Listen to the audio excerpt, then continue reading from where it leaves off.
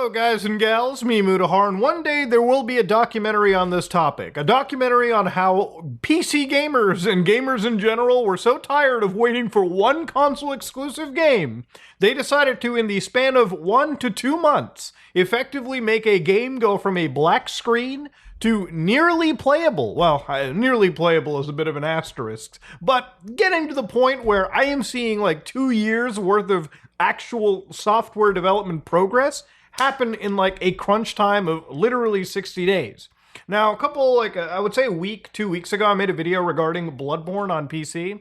Yeah, we went from having a red screen to actually being in the world and actually playing around. Now, at the time, 11 days ago when I was playing Bloodborne, this thing was limping, okay? And there were a few people in the comment section who were like, well, why don't you just buy a PlayStation 4? I wouldn't classify this as playable. Yeah, no shit there, pal. No worries.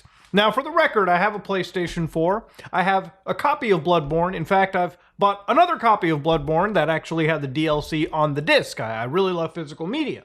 Now, for me, obviously, this is not going to be something that is playable right now. I'll probably still play Bloodborne on the console. I look at emulation more as like a game preservation thing, where, you know, down the road, like I play Chrono Trigger these days on my PC, or old games, old PC games, I like to have options to basically play these games on modern hardware anytime I want. You know, you never know if you're going to play something, 20 years from its actual release date, okay? A lot of my favorite games are getting to the point where they're hitting like 20 years of life, okay? Like they've been alive for over 20, some even 25 years. So clearly I care about, keeping these titles preserved just to play. Now, obviously, Bloodborne, when I was playing it like 11, 12 days ago, it was barely limping. But one of my favorite things to do on the internet is basically go to youtube.com and type in Bloodborne Shad PS4 and effectively see every single couple hours somebody's uploading a video where something new is getting resolved. The game went from running at 10 frames to now running up to 120 frames on some people's computers. In fact, not just 120, but to a point where people can get it running with ultra wide, getting to the point where they have audio working. In fact, some people are putting in path tracing for the hell of it, okay? So while it's not perfect, it is ironically progressing incredibly fast. It's insanely fast. And obviously, if you go to the actual GitHub for Shad PS4, some people would consider calling it Chad PS4. There are so many updates to the Bloodborne branch that I have a build box in the server that just keeps shitting out new builds as these GitHubs get updated. So I'm going to return back to the world of Yarnham through the world of using an actual emulator, and I'm going to show you just how many advancements have happened. So for instance, gamers right here, I've got Shad PS4. Now one thing that I did is I installed an update compared to last time. So because I have Bloodborne, I downloaded version 1.09 through Sony servers, and I decided to fire up, Shad PS4 and effectively just install this update. Now, compared to last time, I decided I'm going to get myself a little Xbox controller. So to give you an idea, we're about to emulate a PS4 game within a virtual machine underneath Linux using a Xbox One or Series controller to play a PlayStation 4 game. Truly some mind-bogglingly weird stuff going on this channel. But of course, you can see that it's 29 gigs, version 1.09. But what a lot of people have started to do is they've implemented patches into the actual emulator. So for instance, you can skip the intro, you can get a 30 FPS fix, which the original Bloodborne on console had an actual issue with frame pacing. You can disable chromatic aberration, disable motion blur, or get 60 FPS, okay, with, delta time, resolution patches, force the actual DLC to function, and of course, if you wanted to restore a debug dash, you absolutely can. So of course, I'm going to just basically enable the patches I want, which is 60 frames, and we're going to go back and see just how things run. So firing up good old Bloodborne takes us to this screen where everything is firing up. You get a little gray screen. At the end of the previous session, you did not exit properly. Yeah, this game still crashes a whole heck of a lot, but to fire things up, go to play offline. And you can see the patches actually work. The 60 FPS patch was made with love by Lance McDonald. So let's go load game. And let's actually go through the first boss over here. So one thing to start off with, it kind of glitches up a little bit. Some people said, Muda, disable things like logging to make your frame rate run better. But yeah, compared to last time, boy oh boy, we've actually got 60 frames per second running on the actual system. Now, compared to the last, experience 11 days ago, the actual game world was not loading really well. Okay, now if you see that I've got mods and cheats running, there's actually cheats that are functioning, so you can get infinite blood echoes, you can get infinite health, you can get a one-hit kill. And of course, these cheats are pretty important, so like people who are playing this emulator can effectively just, get all the way to the end in parts of the game just to see how, the game, like for instance, if you want this to be playable, you want to be able to go to every single location, get every single item, talk to every single NPC, fight every single boss, so on and so forth. But if you look at the ground, a lot of those speculars are actually working, and while the lighting does tend to have issues, the last time we were playing, like, dude, my NPC textures weren't even loading properly. But here, things are slowed up a little bit. I don't know why that is. It seems like the actual driver had an issue. I did play this a couple days ago, and it did actually crash my graphics card driver. So things are far from perfect. In fact, I think it might actually be crashing it right now, which would be completely awful, considering the fact that I'm trying to play the game. Oh, it actually crashed completely. Wow. Oh, it might actually be the cheats that I was using. Okay, that explains the actual crashes. There was actually like a cheat that I had enabled that just was not functioning. But I guess if I go to like infinite health, for instance, and just enable that, I wonder if that'll I wonder if I can now enter combat at this point. So clearly it's not a perfect 60 frames per second. And, if you were expecting it to be, you would be very wrong. But yeah, it actually seems like one of the actual cheats, infinite health, doesn't seem to be working. Neither does infinite blood echoes at this point, but I mean, let's see. Yeah, the infinite health does not seem to work at all. So here we are running through the running through the air in Yarnum right now, and I enabled some of the developer options just to basically show you guys what things would look like. Just to get to the first boss real quickly. But of course you can see like the texture work is all working pretty well at this point. Now obviously the frame rate is not perfect, and I can't keep stressing that enough. Like, just because it says it's 60 frames, it's not going to be 60 frames. And I would say that as this emulator matures, this whole scenario will get even tougher. So here's the first boss here, Cleric Beast. And of course, we can try engaging a fight with them. I'm really, for some reason, I'm running through fast. I don't know why he's not able to really hit me here. Maybe it might actually be this. Oh wait, no. He's actually able to grab me, but I don't think that he can do much. Okay, no, he's actually doing damage. He's actually doing damage. But yeah, people have made it to several of the bosses. So here we're actually at a Cleric Beast for the first time, and of course if you die over here you can just use the Blood Echoes cheat and just effectively be like a level 999 badass. So yeah, we're engaging into a fight with them, and compared to the last time, like, the texture work is working, and obviously the audio is not perfect. There is still a lot of issues, but compared to the last time that we played, it's a lot of things are improving really quickly. So yeah, I'm actually just engaging in the fight with him here. He is managing to... Somehow I play a lot better in the actual emulator than I do compared to the real console. And I think it might actually have to do with the frame rate not being so good. So here the frame rate crashed, and I actually ended up dying. So the frame rate died.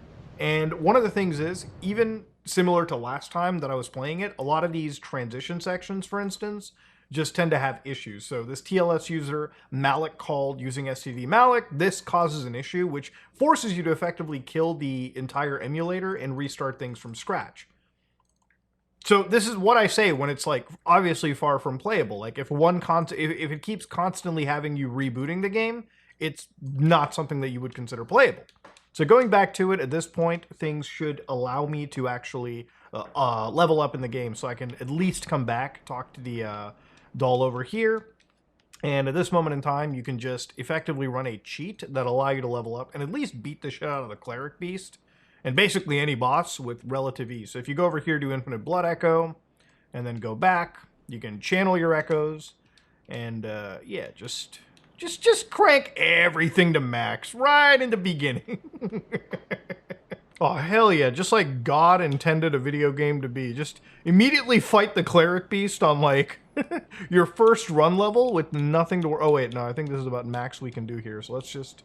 Oh, we actually ran out of the infinite blood echoes. Interesting. So just keep leveling those up. Keep going. All right, boys, we're at level 544 just to start off with. There's literally no higher level that we can go. Alrighty, so let's actually take the Cleric Beast on with full, like, you know, just a fully upped character. Obviously, no upgrades to the, no upgrades to my weapons or anything, but, you know, I think we'll manage just fine here. Now, the thing about this as well is when you're playing this version, one of the few things that I've seen in other branches was like people fixed up some of this lighting, they fixed up a lot of the post-processing, but here's the thing about this, is underneath my system, I'm actually able to get pretty good performance under this game. And I know you guys might be like, Mudu, you have a pretty insanely like high-grade system, but I've seen like some people play this title on Steam decks, and it doesn't seem like it's going to be a title that typically requires you know, that conventional like emulation system where you need like 7 times the original hardware, just with the style of emulation that it's going for. And again, each emulator, and there's like 7 at this point, in from what I understand when it comes to PlayStation 4 emulation, that just coming across like different styles. Like when we first actually got into the PlayStation 4 emulation space, with I think it was like Orbital, a lot of them relied on like traditional emulation or traditional virtual machine technologies that I would use for Windows, or emulating Windows in this case. So it's interesting to see like there's different approaches that are going on. But again, the level of progress, I cannot understate how impressive it is to see a lot of these textures finally working. Even if the game is crashing, you know, constantly, it is impressive to see the state that is in. And the other thing about this emulation in particular is like obviously the Nightmare Fog, which is a post-process effect, doesn't even show. So that isn't loading. As this becomes more accurate and more graphical features work, then you'll start to see performance take a bit of a nosedive. And that's just one of the things with emulators like this. But yeah, let me actually focus on winning the Cleric Beast, which I don't know why I should be focusing, because I'm like a level 500 character, but damn, dude. It is still impressive to see this functioning. There it is. Kind of wish I had a more, wish I had a stronger weapon here. I don't know why I decided to heal right there, but I think we're in a second phase. Let's go. Let's go. At least the skybox works pretty well. You can see the frame rate just take a dive. And one of the things about the frame rates, from my understanding, is like, I think this emulator has like a pretty big memory leak. So after like a while of playing it, it'll just naturally lose its performance to the point where you're better off restarting, or you want to actually, or the game will just obviously crash. But here I got the Sword Hunter badge, and I've got the first actual like boss for the game basically done. So of course you can see like, again, the lighting is clearly broken. The frame rate is, oh my god, it is just beyond gone. Like, Jesus Christ, it is gone. This is probably like the only frame of the game that looks slightly as close to the PlayStation as you can imagine. But yeah, we can go back to the Hunter's Dream right over here. It's giving me an insane amount of warnings, and if I actually check like the task manager real quickly, it shouldn't be like destroying my system, but it should just be ramping up that memory like no tomorrow. Like, it just keeps going up, and I think a lot of this might actually have to do with the logging and everything. Like, there's no real memory management in any of this. But here I am, back in the Hunter's Dream, after winning, getting my insight. So yeah, what you just saw me do is beat the actual first boss of Bloodborne on PC through an emulator that is constantly advancing rapidly, you know, literally by the hour. Now, by advancing rapidly, I mean that there are channels like this one from SoftServe that is actually creating upscale textures to Bloodborne as we speak. So if you go to Nexus Mods, yeah, one of the first you know, mods that have been really coming out is Bloodborne upgraded textures. So if you want to apply mods like this to PC, because of the extra memory, the extra processing power, as opposed to a PlayStation 4 or a PlayStation 4 Pro, yes, the community is now implementing graphical enhancements. Even when we can't run, I would say, 60% of the actual graphics right now. But of course, when it comes to actual like platform and like the actual progress, this person's build appears to be running more performant than mine. So they're using different builds. I think there's like maybe 2 of the Bloodborne builds that are going. So you really have to pick between one or the other. But the more and more you go down into it, obviously you've got things like ultra wide that appear to be working. One thing that was really impressive that I saw was this one channel 2 days ago showcased this 120 FPS, but like somehow these actual like post-process effects appear to be working. Now I haven't seen this build, and dude, this could all be nonsense. Okay, I could be getting scammed right here, but if we're at this point, I am absolutely like excited to see what's going to come down before the end of this year. Like, I know we kind of joked about we're getting Bloodborne on PC, you know, like before GTA 6, but we might actually get like 120 FPS proper Bloodborne without it ever being an official PC port. Now, this is important. One thing too about emulators like this is obviously it shouldn't just be Bloodborne that is the focus. It is, however, the one game that is kind of single-handedly pushing the interest for PS4 emulation on PC. But of course, there are other games that seem to be working pretty well, like for instance Red Dead Redemption 1, which although this also has graphical issues, it's another 3D game that seems to be working pretty well given the state of this emulator, okay? The map has some of its bugs. You've clearly got the skybox not loading at certain points, but you know, it is a 3D game that is working pretty well. It's kind of jarring to see like night and day, only through the power of emulation. But there are other games that I wanted to see, and one of the things that was also impressive was like seeing the original Dark Souls, the remastered version, work this well in Chat PS4. So it's blurry, but you can see that the performance is there. A lot of these effects seem to be working, and yeah, it is the original Dark Souls functioning underneath an emulator. So yeah, it's not just, you know, Bloodborne, there are other games that are functioning, and I think as more interest develops and as more people work on this emulator, things will start to develop and more games will work, okay? This is obviously the initial sort of jump into what is PlayStation 4 emulation. Truly exciting time that we're actually in. But obviously, you know, I'm very much interested in games that are locked to that specific system. So it's not just Bloodborne, it's games like Gravity Rush 2 and the original Gravity Rush Remastered, which don't have PC versions. Now, other games also involve things like PT, for instance, which was Hideo Kojima's sort of like final few months at Konami, had him building like this Silent Hill game, which never came to light, Silent Hills. But it had a demo for it that released on PlayStation Store, and people played it. It was a truly, you know, horror, like it was a really good like horror game that Kojima made, if not, you know, slightly annoying with the puzzles that the game had featured. But it was interesting to see that Hideo Kojima builds this. The game was available for a while and it got taken down. So it is one of the rarer titles to play on PlayStation.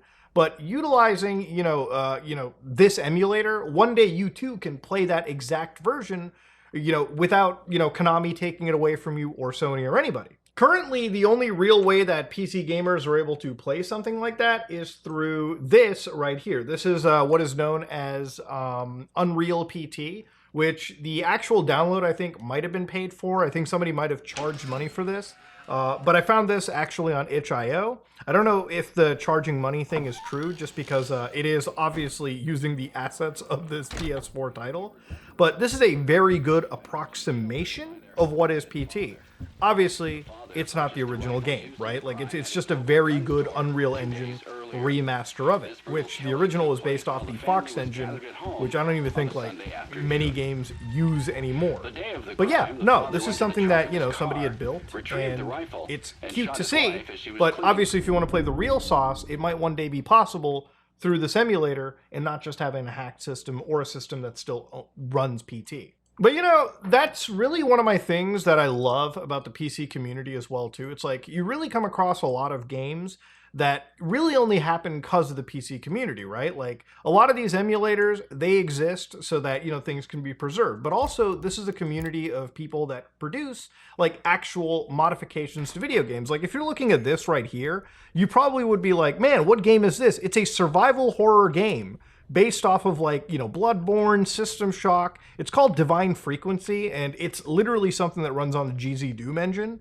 And again, it's like literally existed because PC users are putting the time and effort into like actually building these like gaming experiences that, you know, start off of these like actual big game projects and lead into huge, massive things like this. But you know, it's not like it's not like playing a game mod like Graceborn or something or anything. Like this is actually getting to the point where we're going to be able to play Bloodborne on PC. And even if like Sony announces a port, I think by the time they get to announcing the port and it having been released, you might actually be playing Bloodborne with bells and whistles. You might even be playing it with like seamless co-op or something through an emulator before Sony even gets to thinking about making fat stacks of cash through this one game that is driving a massive pillar of gaming emulation. But yeah, I wanted to give you guys an update because holy shit, have I been seeing like every other hour something new being discovered. And one day I will say this will all be part of some documentary, and I cannot wait to watch it on YouTube or really anywhere. If you like what you saw, please like, comment, and subscribe. Just like it if you dislike it. I am out.